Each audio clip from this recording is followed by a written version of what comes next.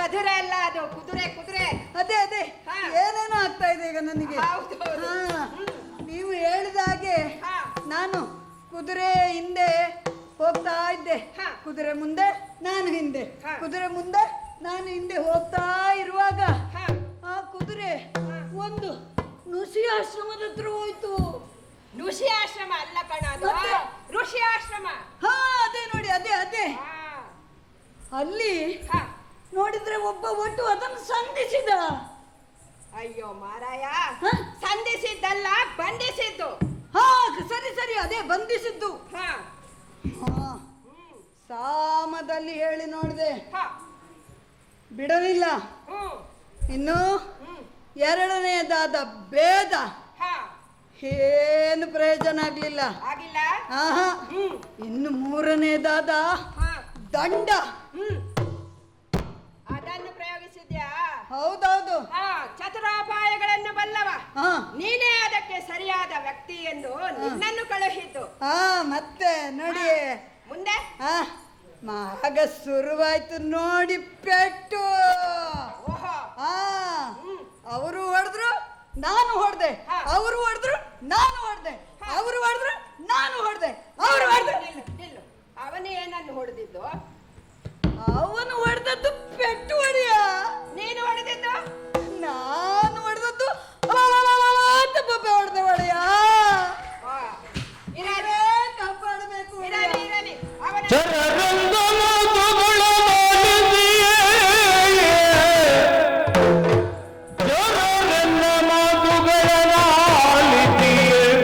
ಶಿರವಲಿದು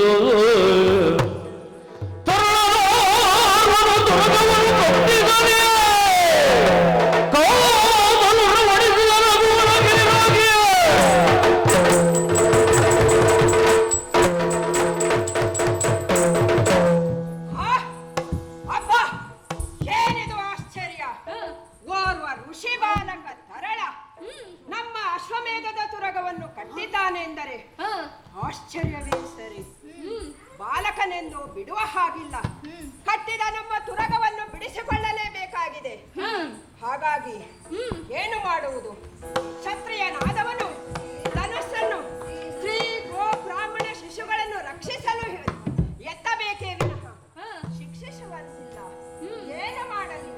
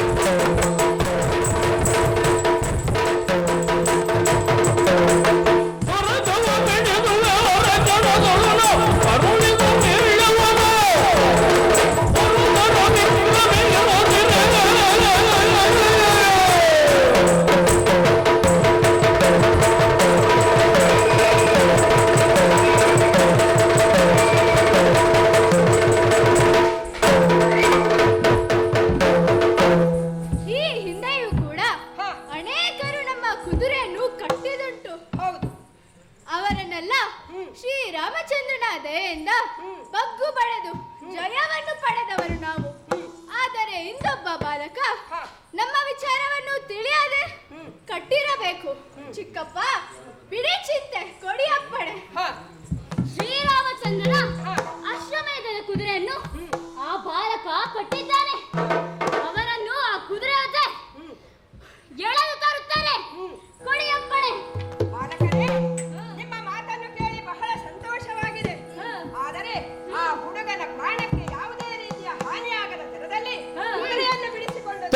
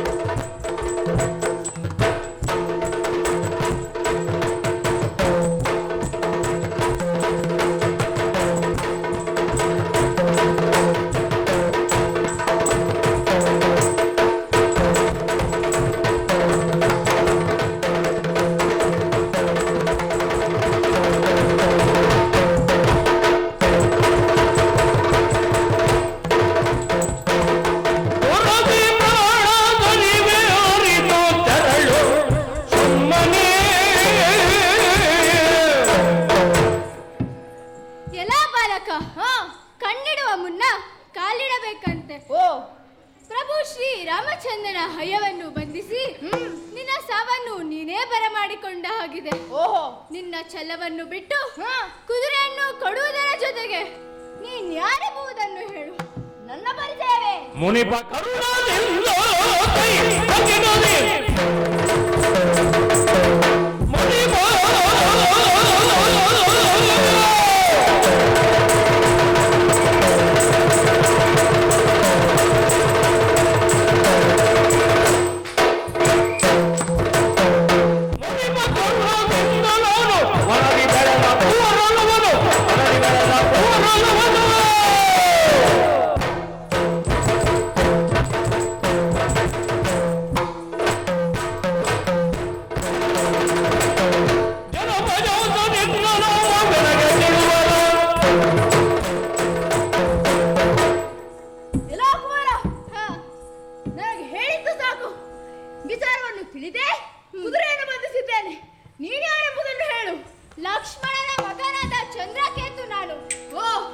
ರಘುಮಾತ ಬಾಯಸಂತೆ.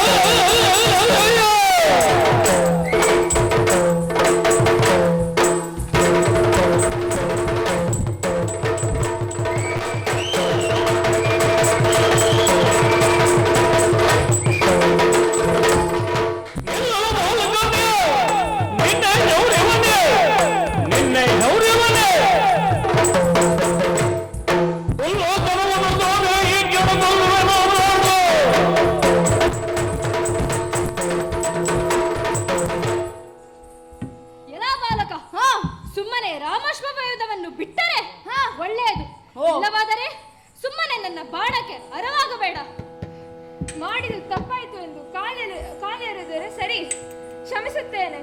ನಿಮ್ಮಿಬ್ಬರನ್ನು ನೆಲೆಗೊಳಿಸುತ್ತೇನೆ.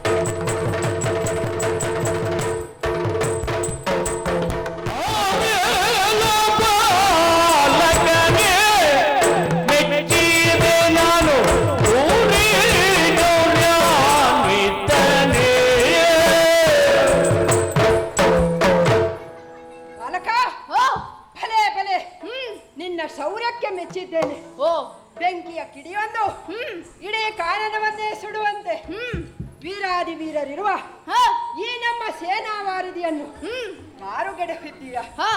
ಆದರೆ ಕಟ್ಟಿದಂತಹ ತುರಗವನ್ನು ಕಟ್ಟಿದಂತಹ ನಿನ್ನನ್ನು ಶಿಕ್ಷಿಸಲೇಬೇಕು.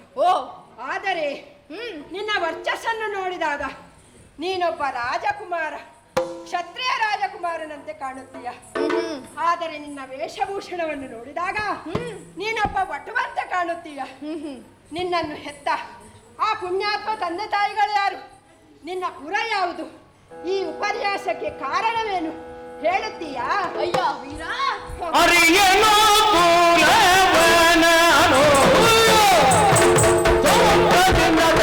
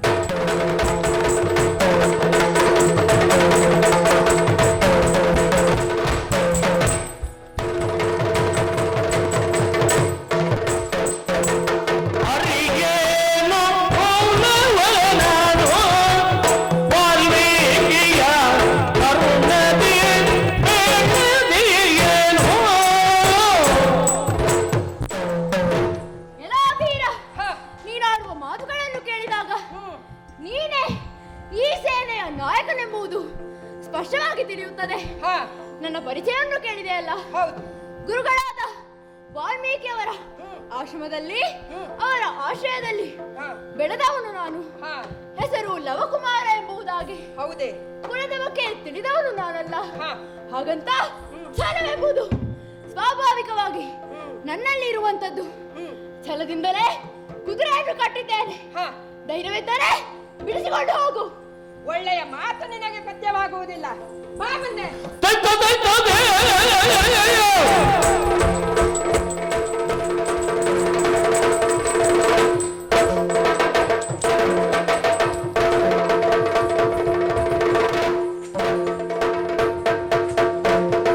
ನೋಡಿದನು ಶತ್ರುಘ್ನ ಬಾಲಕನ ರೂಪವನ್ನು, ನೋಡಿದನು ಶತ್ರುಘ್ನ ಬಾಲಕವ ರೂಪವನ್ನು. ಮಾಡಿದನು ಮನದೊಳಗೆ ಬಹುಪರಿ ಯೋಚನೆಯ ಮಾಡಿದನು ಮನದೊಳಗೆ ಬಹುಪರಿ ಯೋಚನೆಯ ರೂಢಿಬಲ ಸದೃಶ ಅಂಗಾಂಗಗಳಲ್ಲಿ ಒಡಮೂಡಿವು ಅಚ್ಚರಿಯಲ ರೂಢಿಬಲ ಸದೃಶ ಅಂಗಾಂಗಗಳಲ್ಲಿ ಒಡಮೂಡಿರುವುದು ಅಚ್ಚರಿಯಲ್ಲ ಅವನಿಜಯ ಸುತನಿವನು ನಿಶ್ಚಯ ನೋಡಿದನು ಶತ್ರುಘ್ನ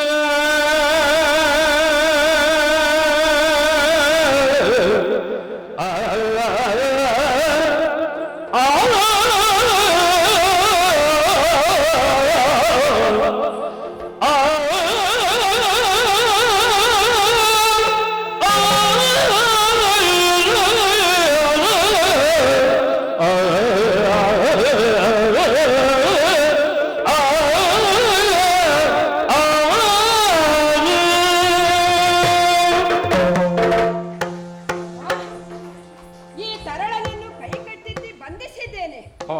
ಆದರೆ ಇವನು ಯುದ್ಧ ಮಾಡುವ ವೈಖರಿ, ಆ ನಿಂತ ನಿಲುವು, ಓಜಸ್ಸು, ತೇಜಸ್ಸು ಇವುಗಳನ್ನೆಲ್ಲ ನೋಡಿದಾಗ ನಮ್ಮಣ್ಣ ರಾಮಚಂದ್ರನ ಹೋಲಿಕೆ ಇವನಲ್ಲಿ ಕಾಣುತ್ತದೆ.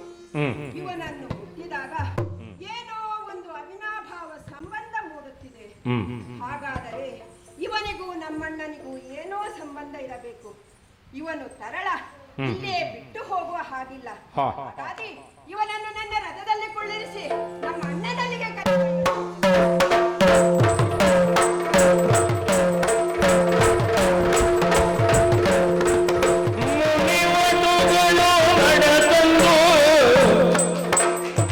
ಜಾನವಿಗೆ ಭಿನ್ನವಿಸಿದರು ಅಮ್ಮ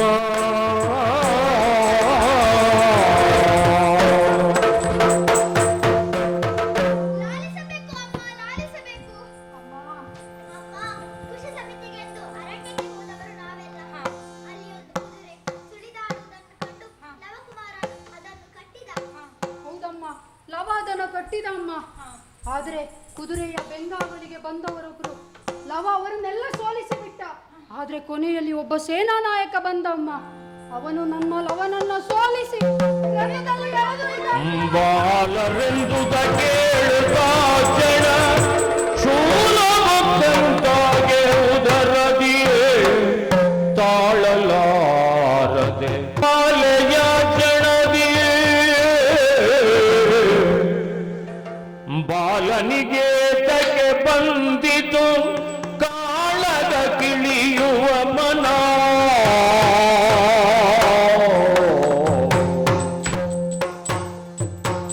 ಬಾಲನಿಗೆ ತಗೆ ಬಂದಿತು ಕಾಳದ ಕಿಳಿಯುವ ಮನ. ಜಗಪಾಲಕರೇ ಬೈದರು ಸರಯಾಳಾಗಿಯನಲ್ಲ. ಜಗಪಾಲಕರೇ ಬೈದರು ಸರಯಾಳಾಗಿಯನಲ್ಲ.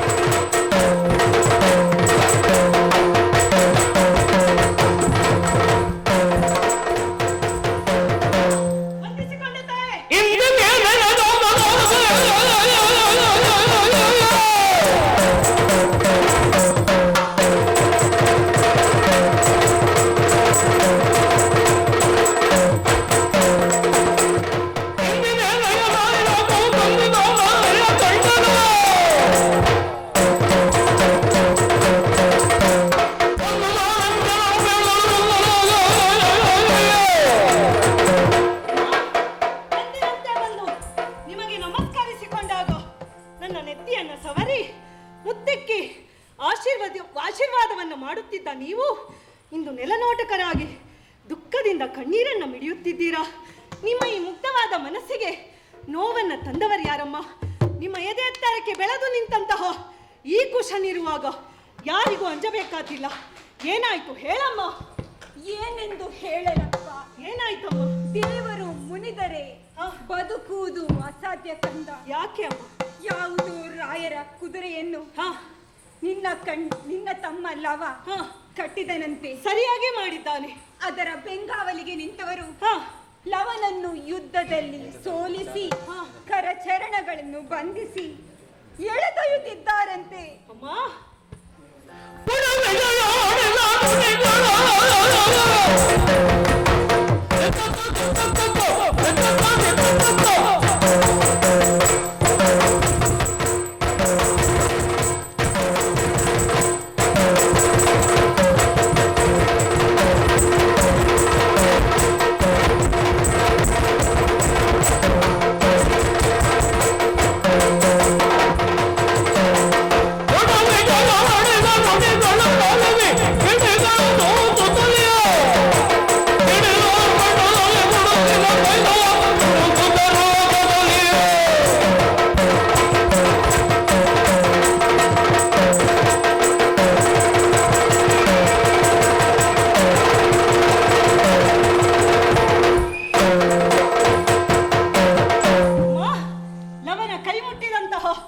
ಆ ಹರಿರಾಯರನ್ನ ಬಡಿದು ನನ್ನ ತಮ್ಮನನ್ನ ನಾನು ಬಿಡಿಸಿಕೊಂಡು ಬರುತ್ತೇನೆ. ಚಿಂತೆ ಬಿಡು, ಆಶೀರ್ವಾದ ಮಾಡಿ. ಬಂದವರು ಸಾಮಾನ್ಯರಲ್ಲ, ಅಪ್ರತಿಮ ಸಾಹಸಿಗಳು ಕಂಡ.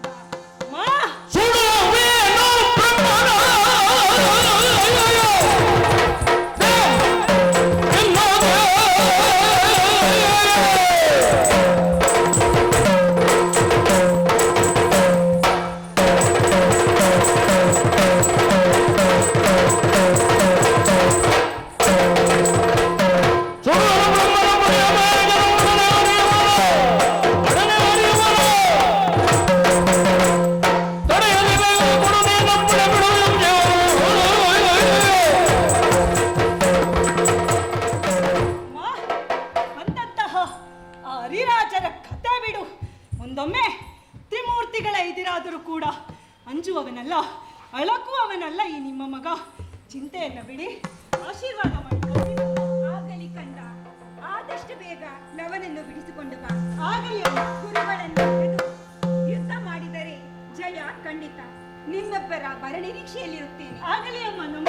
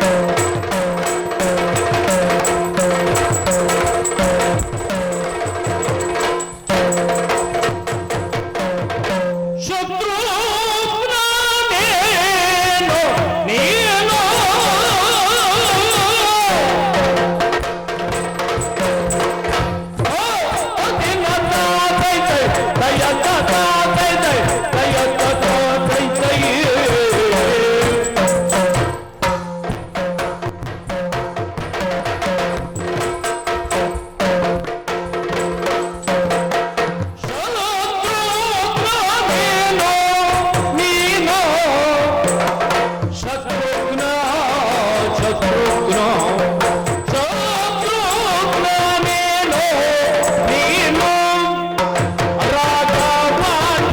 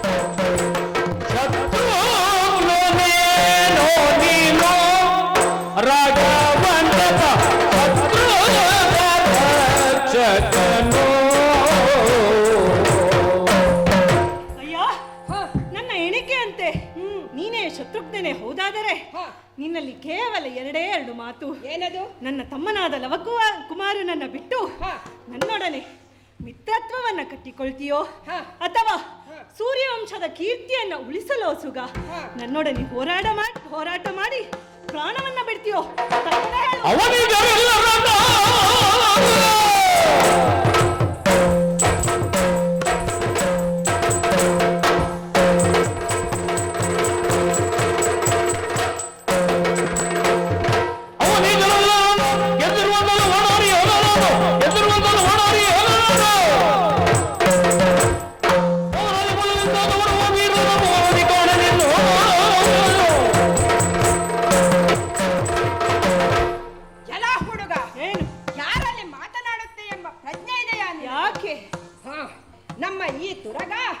ನೇರವಾಗಿ ಇಲ್ಲಿಗೆ ಬಂದದ್ದಲ್ಲ, ಮತ್ತೆ ಹಲವಾರು ರಾಜ್ಯಗಳನ್ನು ಪ್ರವೇಶಿಸಿದೆ.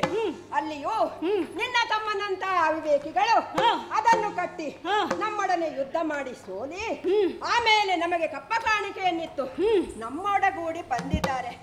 ನಿನಗೂ ಹೇಳುತ್ತಾ ಇದ್ದೇನೆ, ಏನು ಕಪ್ಪ ಕಾಣಿಕೆಯನ್ನಿತ್ತು ನಮ್ಮೊಡನೆ ಬಂದರೆ ಲೇಸು, ಇಲ್ಲವಾದರೆ ಯುದ್ಧದ ರುಚಿಯನ್ನು ನೋಡು.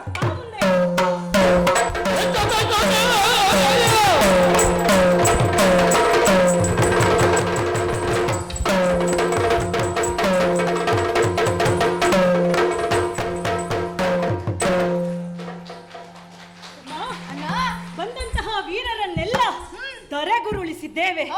ಯುದ್ಧ ಎನ್ನುವುದು ಇಲ್ಲಿಗೆ ಸಮಾಪ್ತಿಯಾಗುವುದಿಲ್ಲ. ಕಾರಣ ಯಾಗವೊಂದು ಪೂರ್ಣಗೊಳ್ಳಬೇಕಾದರೆ ಕಟ್ಟಿರುವಂತಹ ಅಶ್ವವನ್ನ ಬಿಡಿಸಿಕೊಂಡು ಹೋಗಲೇಬೇಕಲ್ಲ.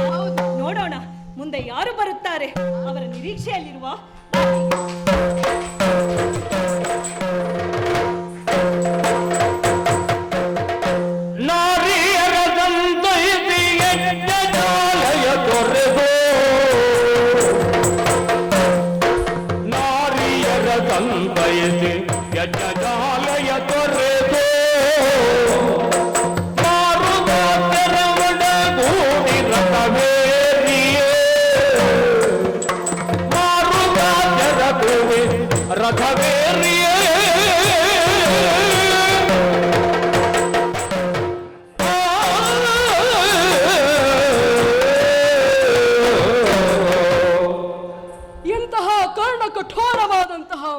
ವಾರ್ತೆಯನ್ನು ಕೇಳುತ್ತಾ ಇದ್ದೇನೆ.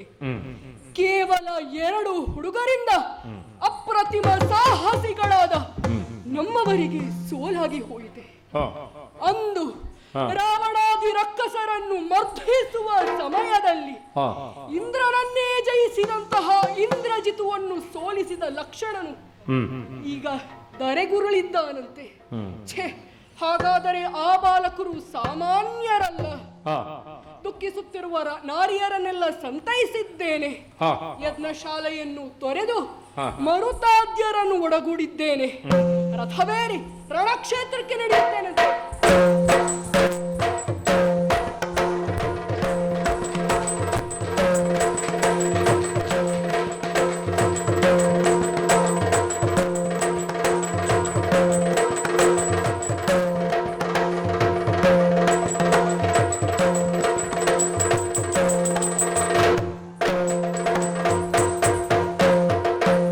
ಹರಿಗೆ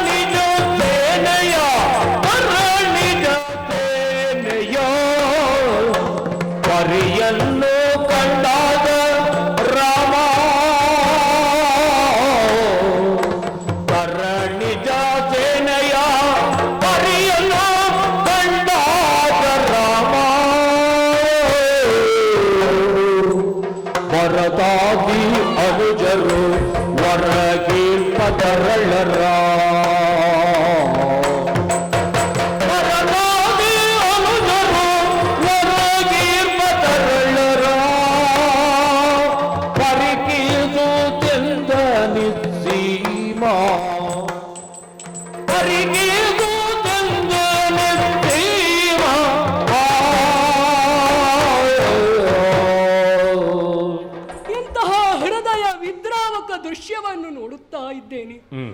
ರಣಕ್ಷೇತ್ರಕ್ಕೆ ಬರುತ್ತಲೇ ನನ್ನ ಹೃದಯ ಒಡೆದು ಚೂರು ಚೂರು ಕರುಳೇ ಹಿಂಡಿ ಬರುತ್ತಾ ಇದೆ.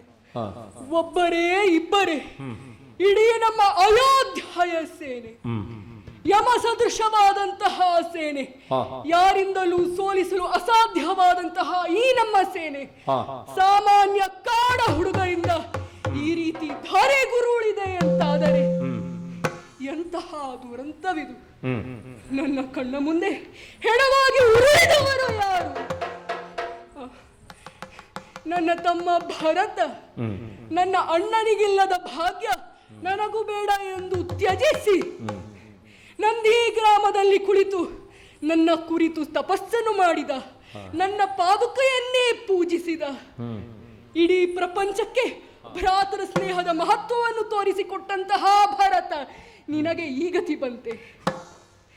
ಯಾವ ನಿರ್ಬಂಧಕ್ಕೂ ಒಳಪಡದಂತಹ ಲಕ್ಷ್ಮಣ ಛಾಯಾನುವರ್ತಿಯಾಗಿ ನನ್ನ ಹಿಂಬಾಲಕನಾಗಿ ಜೀವನವನ್ನೇ ಕಳೆದ. ನಾನು ಪಟ್ಟ ಕಷ್ಟ ಸುಖಗಳಲ್ಲಿ ಭಾಗಿಯಾಗಿದ. ನನ್ನ ಜೀವನ ನನ್ನ ಅಣ್ಣನ ಸೇವೆಗಾಗಿ ಎಂದು ಭಾವಿಸಿದಂತಹ ಅನುಜ, ಶತ್ರುಘ್ನ, ಪುಷ್ಕಳ, ಚಂದ್ರಕೇತು ಎಲ್ಲರಿಗೂ ಈ ಗತಿ ಬಂತೆ. ಛೇ, ಸಾಂಸಾರಿಕ ದೃಷ್ಟಿಯಿಂದ ನೋಡುವುದಾದರೆ ಲೋಕಾಪವಾದಕ್ಕೆ ಅಂಜಿ ನನ್ನ ಹೆಂಡತಿ ಸೀತೆ ತುಂಬು ಗರ್ಭಿಣಿಯನ್ನು ಕಾಡಿಗೆ ಅಟ್ಟಿದೆ. ಆದರೆ ಹೆಂಡತಿಯೇ ಇಲ್ಲದ ಮೇಲೆ ಮಕ್ಕಳೆಲ್ಲಿಂದ? ಇವರನ್ನೇ ನನ್ನ ಮಕ್ಕಳು ಎಂದು ಭಾವಿಸಿದೆ. ಆದರೆ ಇಂದು ಪ್ರಾಣ ಸಮಾನರಾದ ಇವರನ್ನು ಕಳೆದುಕೊಂಡು ಭೂಭಾರತನಾಗಿ ಹೋದೆನಲ್ಲ.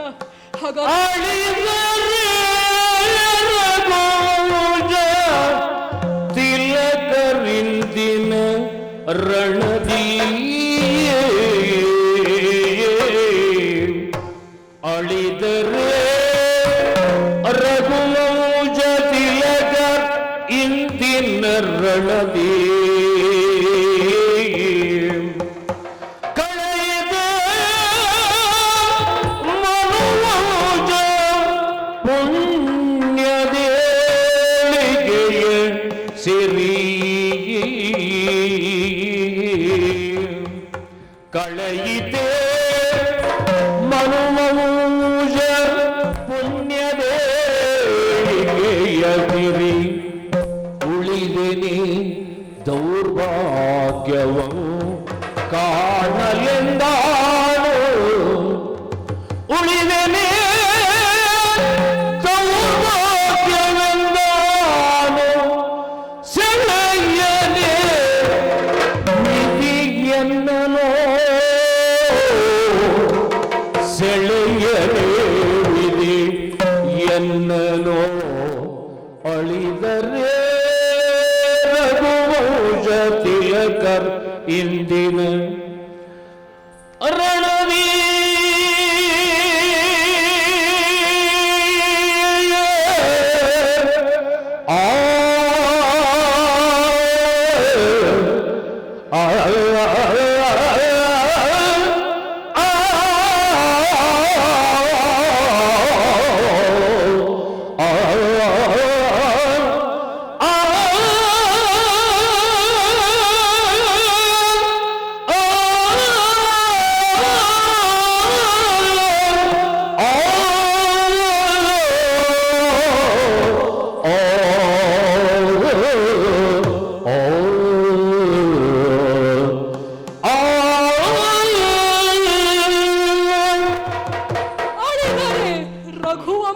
ತಿಲಕರಿಂದಿನ ರಣದಿ.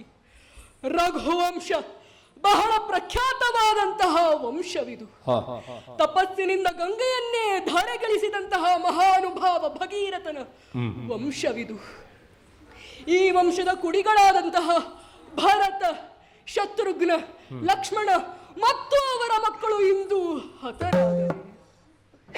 ಈ ವಂಶದ ಏಳಿಗೆಯಾಗಿ ಹಗಲಿರುಳು ಶ್ರಮಿಸುತ್ತಿರುವ ನನ್ನ ಮುಂದೆ ಈ ವಂಶ ಕೊನೆಗೊಂಡಿತೆ.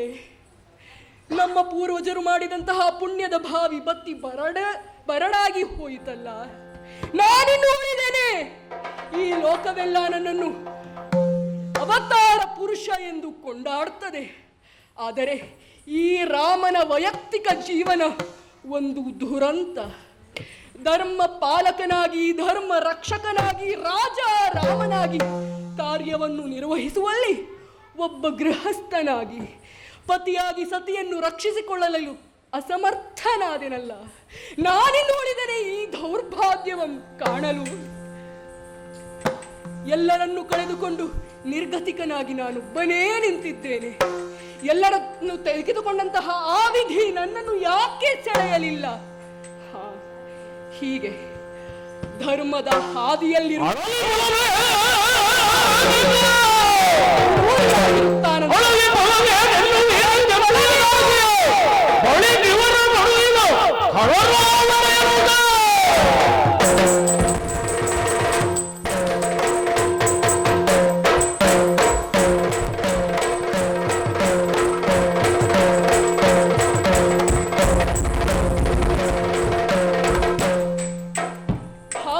ಅತ್ತಿದ್ದೇನೋ ಸತ್ಯ, ಆದರೆ ಕರ್ತವ್ಯವನ್ನು ಮರೆಯಲಿಲ್ಲ ಈ ರಾಮ. ಗತೆಯ ಶೋಕೋನ ಕರ್ತವ್ಯೋ ಭವಿಷ್ಯಂ ನೈವ ಚಿಂತೆಯೇತ್, ವರ್ತಮಾನೇನ ಕಾಲೇನ ವರ್ತಯಂತಿ ವಿಚಕ್ಷಣ. ಗತಕಾಲದ ಬಗ್ಗೆ ದುಃಖಿಸಬಾರದು, ಭವಿಷ್ಯದ ಬಗ್ಗೆ ಚಿಂತಿಸಬಾರದಂತೆ. ವರ್ತಮಾನದಲ್ಲಿ ಮಾತ್ರ ವಿಚಕ್ಷಣರಾದವರು ಕೆಲಸ ಮಾಡುತ್ತಾರೆ.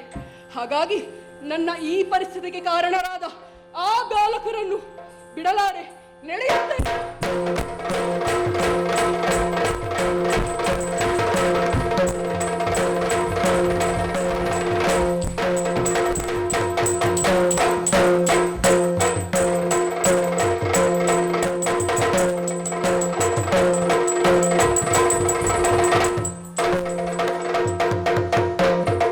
ಮುಂದ ಕೈ ತರುತ್ತ ರಣಮಂಡಲದಿ ಮೆರೆವ, ರಣಮಂಡಲದಿ ಮೆರೆವ ನಿಜ ಕಂದರನು ಕಾಣುತ್ತ ಕಂದರ್ಪಿತ ಅಳಲಿ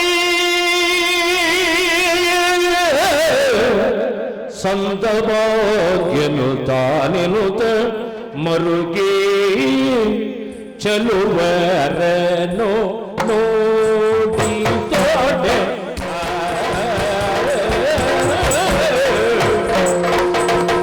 ಚಲುವರನು ಚಲುವರನು ನೋಡಿದೊಡೆ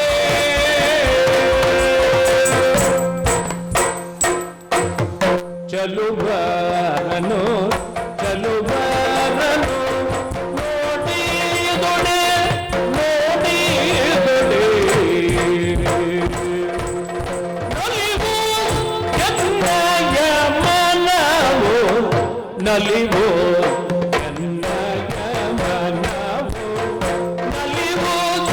ಎನ್ನಯ ಮನವೋ.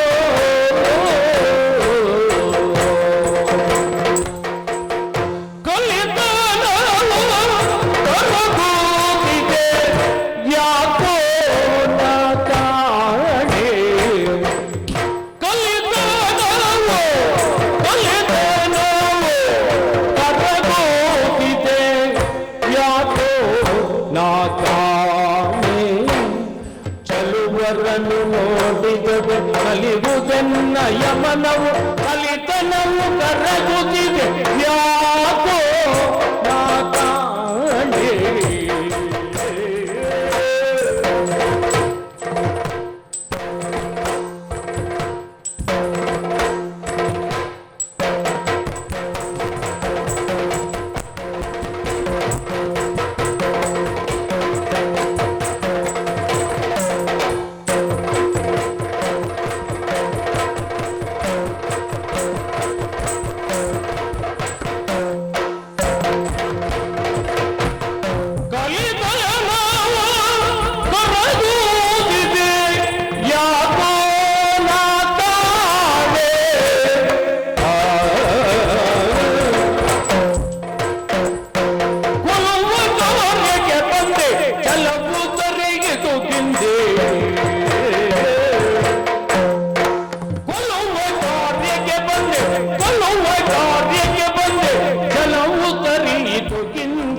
ಚಲವು ಕರೆಯಿತು ಗಿಂದೆ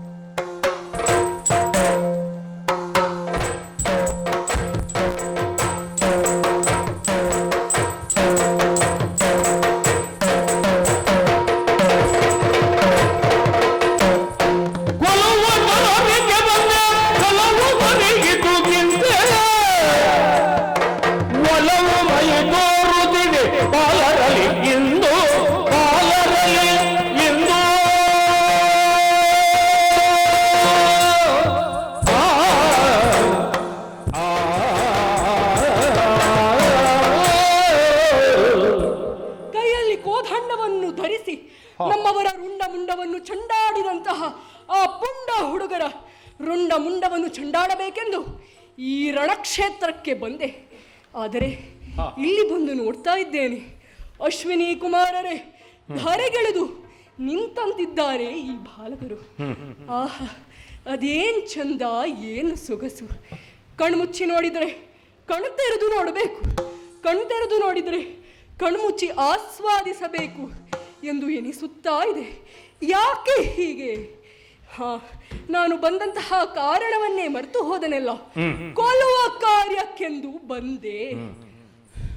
1000 ಸಂಖ್ಯೆಯಲ್ಲಿ ರಾಕ್ಷಸರನ್ನು ಕೊಂದಂತಹ ಈ ತೋಳುಗಳು ಇದ್ದಕ್ಕಿದ್ದಂತೆ ಕೋಮಲತೆಯನ್ನು ಕಂಡುಕೊಳ್ಳುತ್ತಾ ಇದೆ ಅಲ್ಲ. ಯಾಕೆ? ಬಾಲಚಂದ್ರರಂತೆ ನಿಂತಿರುವಂತಹ ಈ ಬಾಲಕರನ್ನು ನೋಡಿದಾಗ ಯಾವುದೋ ಒಂದು ಬಾಂಧವ್ಯದ ಸೆಳೆತ ನನ್ನನ್ನು ಅವರತ್ತರ ಸೆಳೆಯುತ್ತಾ ಇದೆ. ಇವರನ್ನು ನೋಡಬೇಕು, ಮಾತನಾಡಿಸಬೇಕು, ಅಪ್ಪಿ ಮುದ್ದಾಡಬೇಕೆಂಬ ಆಸೆ ಹೆಚ್ಚುತ್ತಾ ಇದೆ. ಬಹಳ ಪರಿಚಿತ ಮುಖದಂತೆ ಭಾಸವಾಗುವ ಈ ಮಕ್ಕಳು ಯಾರಾಗಿರಬಹುದು? ನನ್ನ ಮಕ್ಕಳಿರಬಹುದೇ?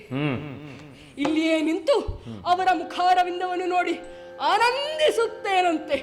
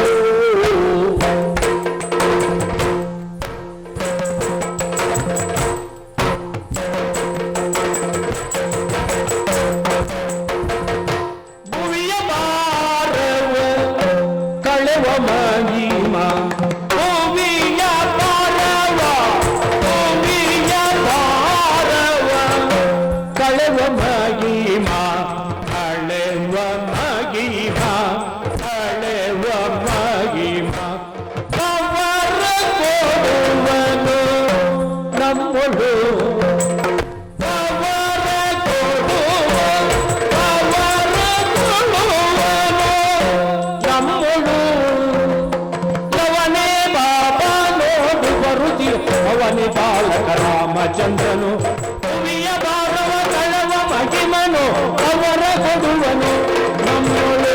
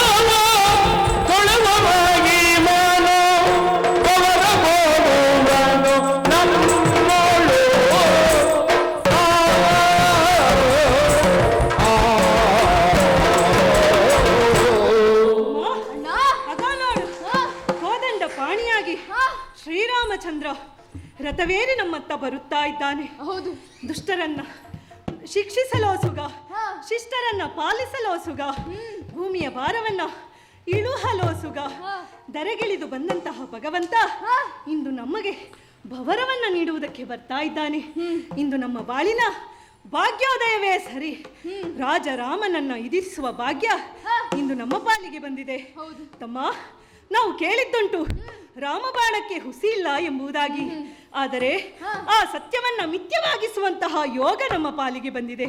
ಹಾಗಾಗಿ ಆತನಿಗೆ ಯುದ್ಧದ ಸೂಚನೆಯನ್ನ ನೀಡೋಣ. ಹಿಡಿ ಶರವನ್ನ. ಅಣ್ಣಗೆ ಇವನನ್ನು ಕಾಣಲು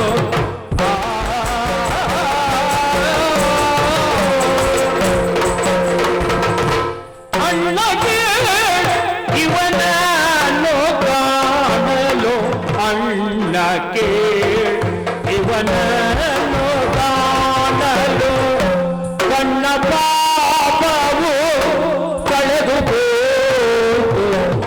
ಕಣ್ಣ ಪಾಪವು ಕಣ್ಣ ಪಾಪವು ಕಳೆದು ಹೋಗು ಕಳೆದು ಹೋಗು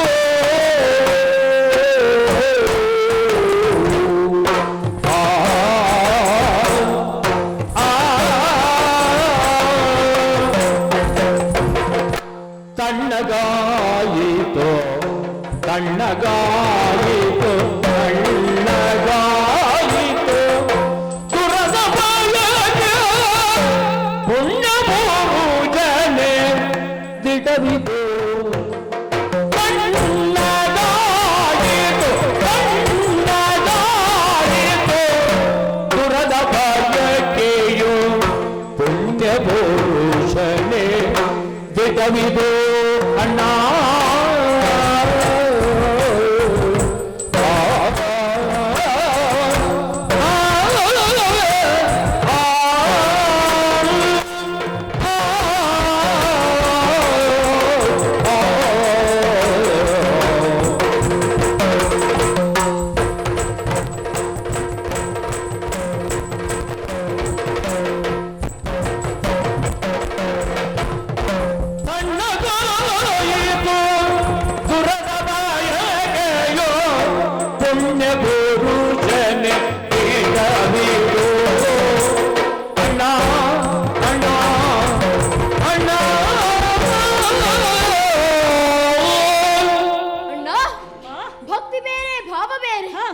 ಮೊದಲು ಈತನೊಂದಿಗೆ ಯುದ್ಧ ಮಾಡಬೇಕೆಂಬ ಭಾವನೆ ಮೂಡಿದ್ದೇನೋ ನಿಜ.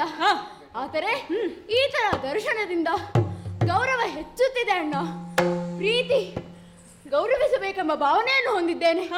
ಆದ್ದರಿಂದ ಈ ಪುಣ್ಯ ಪುರುಷನ ಮೇಲೆ ಶರದೊಡಲಾರೆ ಅಣ್ಣ. ತಮ್ಮ, ಭಕ್ತಿಗೆ ಹಲವು ಮಾರ್ಗಗಳುಂಟು. ದೇವರನ್ನ ವಿರೋಧಿಸಿಯೇ ಅವನ ಸಾನ್ನಿಧ್ಯವನ್ನ ಪಡೆದವರು ಬಹಳ ಮಂದಿ ಇದ್ದಾರೆ. ನಮಗೆ ಉಳಿದಿರುವುದು ಕೂಡ ಅದೇ ಮಾರ್ಗ. ಇದಿರಾಳಿ, ನಮ್ಮ ಜನ್ಮಕ್ಕೆ ಕಾರಣಕರ್ತನಾದ ತಂದೆಯೇ ಬಂದು ನಿತ್ತರೂ ಕೂಡ ನಾವು ಗೌರವವನ್ನು ನೀಡಲೇಬೇಕು. ಅದು ಯುದ್ಧ ನೀತಿ. ಇಲ್ಲವಾದರೆ ನಮಗೆ ಶಸ್ತ್ರಾಸ್ತ್ರವನ್ನು ಹೇಳಿಕೊಟ್ಟಂತಹ ಗುರುಗಳಿಗೆ ಅಪಮಾನ ಮಾಡಿದ ಹಾಗಾಗುವುದಿಲ್ವೇನೋ.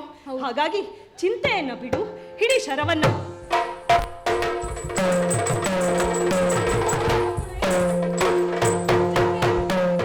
ಮೆಚ್ಚಿದೆ ಬಾಳರೆ ನಿಮಗೆ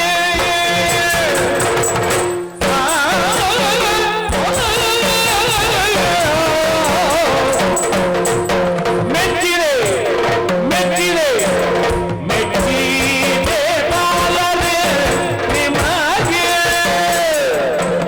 ಮೆಚ್ಚಿದೆ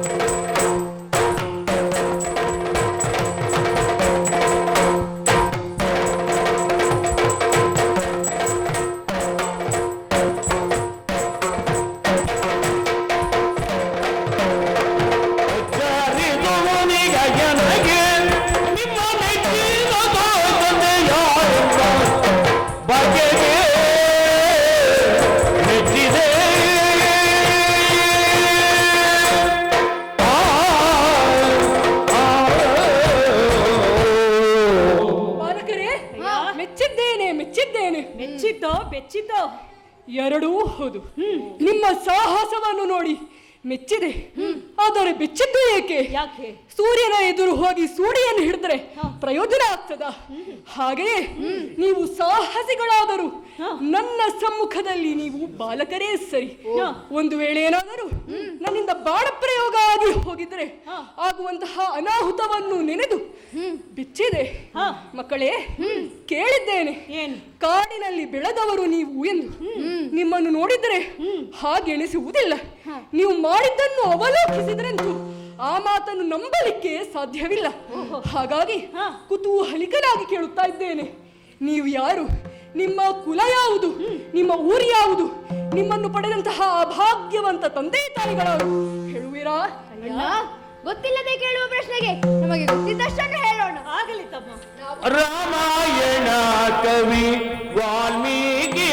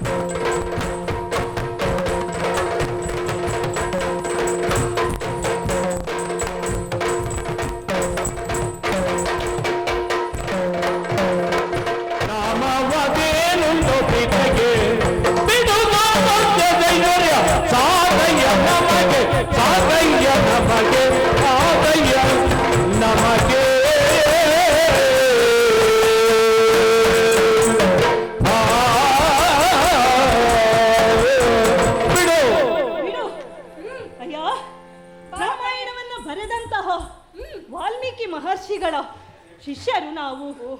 ನಮಗೆ ನಮ್ಮನ್ನ ಪ್ರೀತಿಯಿಂದ ಸಲಹಿದ ದೇವರು ಕೂಡ ಅವರೇ. ತಾಯಿ ಇದ್ದಾಳೆ, ಆದರೆ ತಂದೆ ಯಾರೆಂಬುದು ಗೊತ್ತಿಲ್ಲ. ತಾಯಿಯ ಹೆಸರು ಅಮ್ಮ ಎಂದು ಕರೆಯುತ್ತೇವೆ. ನಾಮವದೇನುಂಟು ಪಿತಗೋ, ತಂದೆ ಯಾರಂತ ಗೊತ್ತಿಲ್ಲ. ಪಿತ ಯಾರು ಎಂಬುದು ತಿಳಿದಿಲ್ಲ. ತಾಯಿಯ ಹೆಸರು ಗೊತ್ತಿಲ್ಲ, ನಿಮಗೆ ಗೊತ್ತಿಲ್ಲ. ನಿಮಗೆ ಅಮ್ಮ ಆದರೆ ಉಳಿದವರಿಗೆ ಏನಾಗ್ತಾಳೆ? ಆಶ್ರಮದಲ್ಲಿರುವ ಎಲ್ಲಾ ಶಿಷ್ಯವೃಂದಕ್ಕೂ ಅವರೇ ಅಮ್ಮ. ಹಾಗಾಗಿ ಬೇರೆ ಹೆಸರು ನಮಗೆ ಗೊತ್ತಿಲ್ಲ. ನಾಸ್ತಿ ಮಾತ್ರ ಸಮಾಚಾಯ ನಾಸ್ತಿ ಮಾತ್ರ ಸಮಾಗತಿ ನಾಸ್ತಿ ಮಾತ್ರ ಸಮಾತ್ರಾಣಂ ನಾಸ್ತಿ ಮಾತ್ರ ಸಮಾಪ್ರಭ. ತಾಯಿಯಂತೆ ನೆರಳಿಲ್ಲ, ತಾಯಿಯಂತಹ ಆಸರೆ ಇಲ್ಲ, ತಾಯಿಯಂತಹ ರಕ್ಷಕರಿಲ್ಲ, ತಾಯಿಯಷ್ಟು ಪ್ರಿಯವಾದುದು ಯಾವುದೂ ಇಲ್ಲವಂತೆ. ನಿಮ್ಮ ಮಾತಿನಿಂದ ತಾಯಿಯೇ ನಿಮಗೆ ಎಲ್ಲ ಎಂದು ತಿಳಿದು ಬರ್ತದೆ. ಮಕ್ಕಳೇ, ಈಗಾಗಲೇ ಸಾಕಷ್ಟು ಪ್ರಶ್ನೆಗಳನ್ನು ಕೇಳಿದ್ದೇನೆ. ಪುನಃ ಪ್ರಶ್ನೆಗಳು ಉದ್ಭವಿಸುತ್ತಾ ಇದ್ದಾವೆ. ಕೇಳಬೇಕೆಂಬ ಹಂಬಲ ನನಗೆ. ಆದರೆ ಪುನಃ ಪ್ರಶ್ನೆ ಕೇಳಿದೆ ಅಂತ ತಾಮಸಗೊಳ್ಳದಿರಿ. ಇಲ್ಲ, ನಿಮ್ಮ ಗುರುಗಳು ವಾಲ್ಮೀಕಿ ಮಹರ್ಷಿಗಳೆಂದು ಹೇಳಿದಿರಿ. ಮಹಾಮೇಧಾವಿಗಳವರು, ತ್ರಿಕಾಲ ಜ್ಞಾನಿಗಳು. ಆದರೆ ರಾಮಾಯಣ ಬರೆದ ಕವಿ ವಾಲ್ಮೀಕಿ ಎಂದು ಹೇಳಿದಿರಲ್ಲ. ಗೊತ್ತಿಲ್ಲದಿರುವ ವಿಷಯವನ್ನು ನಿಮ್ಮಿಂದ ತಿಳಿದುಕೊಳ್ಳುವಂತಹ ಮನಸ್ಸು ನನಗೆ. ರಾಮಾಯಣ ಎಂದ್ರೇನು, ಅದರ ಸಾರಾಂಶವೇನು ಹೇಳುವೆರಾ? ಕೇಳುವ ಕುತೂಹಲ ನಿನಗಿದ್ರೆ ನಾವು ಹೇಳುತ್ತೇವೆ. ಪೂರ್ವಂ ರಾಮಂ ತಪೋವನಾದಿ ಗಮನೋ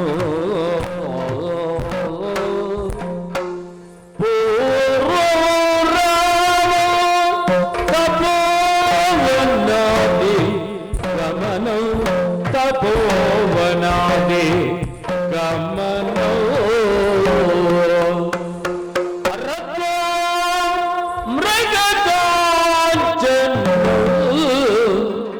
ರತ್ವಾ ಮೃಗಕಾಂಚನ ಮೃಗಕಾಂಚನ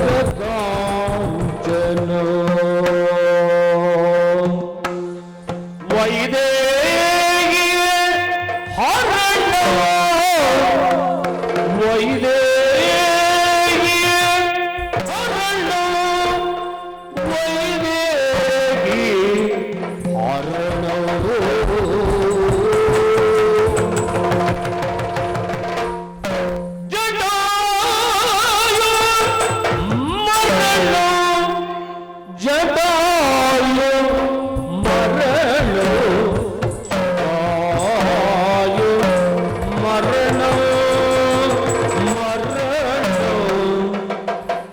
ಸುಗ್ರೀವ ಸಂಭಾಷಣೋ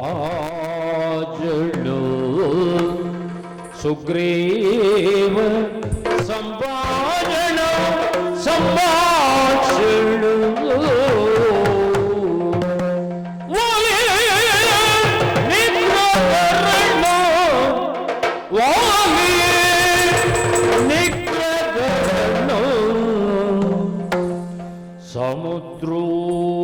ಸಮುದ್ರೋತ್ತರಣೋ ಸಮುದ್ರೋತ್ತರಣೋ ಸಮುದ್ರೋತ್ತರಣೋ ಪಶ್ಚಾದ್ರಾವಣ ಕುಂಭಕರ್ಣಾದಿ ಹನನೋ ಪಶ್ಚಾದ್ರಾವಣ ಕುಂಭಕರ್ಣಾದಿ ಹನನೋ ಏತದ್ವೇ ರಾಮಾಯಣ ಏತದ್ವೇ ರಾಮಾಯಣ ಕಂದರೆ ನಿಮ್ಮಯ ನುಡಿಗಳ ಕೇಳಿಯೇ ಕಂದರೆ ನಿಮ್ಮಯ ನುಡಿಗಳ ಕೇಳಿ ಹೊಂದಿಯೇ ಸಂತತ ಮಾನಕದಿ ಹೊಂದಿಯೇ ಸಂತತ ಮಾನಕದಿ ಚಂದಾದಿ ಪೇಳಿಯೇ ಇಳಿದೀರ್ ಗೋಡಿಗ ಚಂದಾದಿ ಪೇಳಿಯೇ ಇಳಿದೀರ್ ಗೋಡಿಗ ನಂದನವಾಗಿ ಎಂದೆಂದು ಬೇಗ. ಮಕ್ಕಳೇ, ಬಹಳ ಸಂತೋಷವಾಯಿತು. ಬಹಳ ಸ್ಪಷ್ಟವಾಗಿ ಸಂಕ್ಷಿಪ್ತವಾಗಿ ಗೀತ ರಾಮಾಯಣವನ್ನು ಪಠಿಸಿದ್ದೀರಿ, ಕಂಠಪಾಠ ಮಾಡಿದ್ದೀರಿ. ಬಹಳ ಸಂತೋಷವಾಯಿತು. ರಕ್ಕಸರನ್ನು ಕೊಂದು ಅಯೋಧ್ಯೆಗೆ ಮರಳಿದವರೆಗೆ ನಿಮ್ಮ ಕಥೆಯನ್ನು ಕೇಳಿದ್ದೇನೆ. ಅಂದ ಮೇಲೆ ರಾಮನಿಗೆ ಮಕ್ಕಳೆಷ್ಟು? ಗಂಡ ಹೆಂಡತಿ ಬಿಟ್ಟವರಿಗೆ ಮಕ್ಕಳಾಗುವುದಕ್ಕೆ ಸಾಧ್ಯ ಉಂಟೆ? ಬಿಡುವ ಮೊದಲೇ ಆಕೆ ಗರ್ಭಿಣಿಯಾಗಿದ್ದಳಂತೆ. ಅದೆಲ್ಲ ನಮಗೆ ತಿಳಿದಿಲ್ಲ. ನಮಗೆ ತಿಳಿದಿಲ್ಲ. ಇದೆಲ್ಲವನ್ನ ಕೇಳಬೇಕಾದರೆ ಗುರುಗಳಲ್ಲೇ ಕೇಳಬೇಕು. ಹಾಗಾದರೆ ಹೇಳಿ ಹೇಳಿ ಹೊರಡೋಣ. ಇಲ್ಲ, ನಿನ್ನ ಉಪಾಯವನ್ನ ಅರಿತವರು ನಾವೇ. ನೀನೇ ಶ್ರೀರಾಮಚಂದ್ರನೆನ್ನುವ ಸತ್ಯ ನಮಗೆ ಸ್ಪಷ್ಟವಾಗಿ ಅರಿತಿದೆ. ಈಗೋ ನಿನ್ನಲ್ಲಿ ನಿಜವಾಗಿಯೂ ಸಾಮರ್ಥ್ಯ ಇದ್ದಿದ್ದೇ ಹೌದಾದರೆ ನಮ್ಮೊಡನೆ ಯುದ್ಧ ಮಾಡು, ಇಲ್ಲ ಸೋತ ಎನ್ನುವ ಹಾಗೆ ಶರಣಾಗು. ಮಕ್ಕಳೆಂದು ಕೈ ತಡಕರೆ ಹಾ. ಬಹಳ ಮಾತನಾಡುತ್ತಿದ್ದೀರಾ. ಬನ್ನಿ ಮುಂದೆ.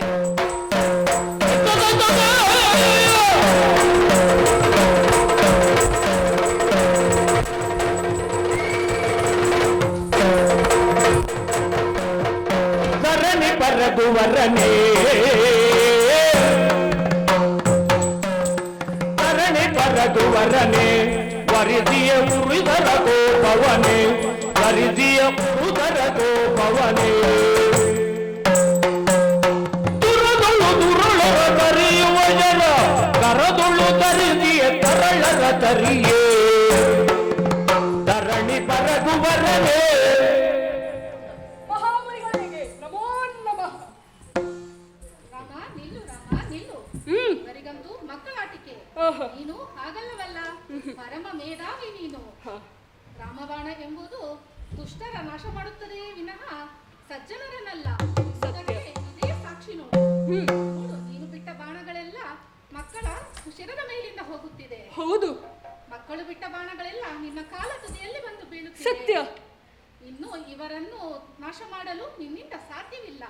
ಕಾರಣ ಇವರು ನಿನ್ನ ಮಕ್ಕಳು. ಹೌದೇ? ಮುನಿವರ್ಯ, ಬಹಳ ಸಂತೋಷವಾಯಿತು. ನನ್ನ ಮನದ ಮೂಲೆಯಲ್ಲಿ ಒಂದು ನೋವಿದ್ದಿತು, ಆಗಬಾರದ್ದು ಆಗಿ ಹೋಯಿತಲ್ಲ ಎಂದು. ಆದರೆ ಇಂದು ಅದು ಪರಿಹಾರ ಆಗಿ ಹೋಗಿದೆ. ನೀವು ಅಪ್ಪಣೆ ಇದ್ದರೆ ನನ್ನ ಸತಿ ಸುತರನ್ನು ಕರೆದುಕೊಂಡು ಹೋಗುತ್ತೇನಂತೆ. ರಾಮ ನಿಲ್ಲು. ಈ ಯಾಗದ ಪೂರ್ಣಾಹುತಿಯ ಸಂದರ್ಭಕ್ಕೆ ನಾನೇ ಅಯೋಧ್ಯೆಗೆ ಕರೆದು ತರುತ್ತೇನೆ. ನಿಶ್ಚಿಂತನಾಗಿದ್ದೇವೆ ರಾಮ.